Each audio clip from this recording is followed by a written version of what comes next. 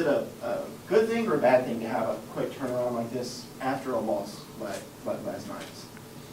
I would say it's a kind of a bad thing because we're going to have as much time to prepare for the next game and get yourself mentally ready to go into the next game with the short period of time that we have.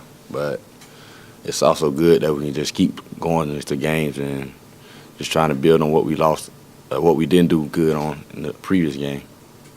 Coach mentioned last night trying to sort of correct mistakes and try to fix things without dwelling on it. Is that kind of a difficult thing to balance because of the quick turnaround in terms of just identifying what you did wrong, but knowing that there's not a whole lot of time to fix those things?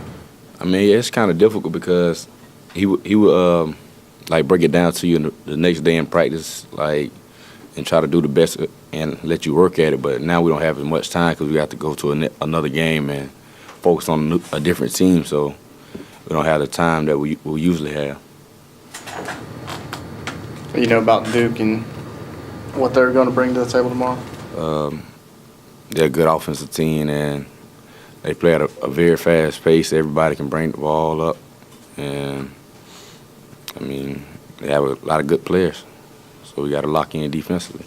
This is the most athletic Duke team you've seen since you've been at Clemson?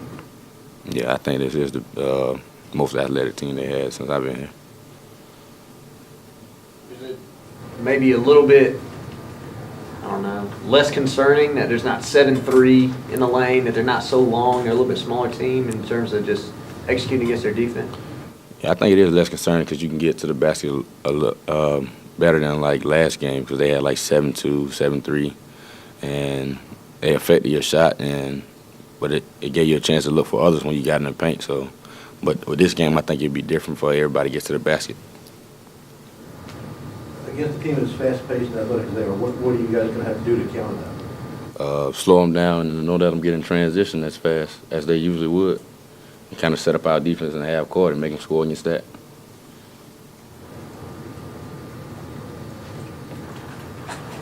Some of the team not feeling well last night. Some players on the team was injured and had a lot of scrapes and bruises, but I wouldn't use that as an excuse. Did it just feel, I mean, going into the game, could you tell that something was just a little bit off? Maybe you guys weren't clicking or not really in sync with one another?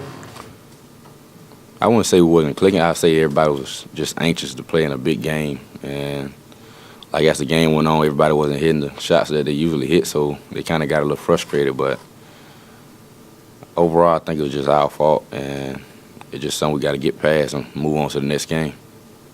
What was the conversation like, not necessarily with coaches, but just among you guys in that locker room after the game in terms of trying to put it behind you and looking ahead?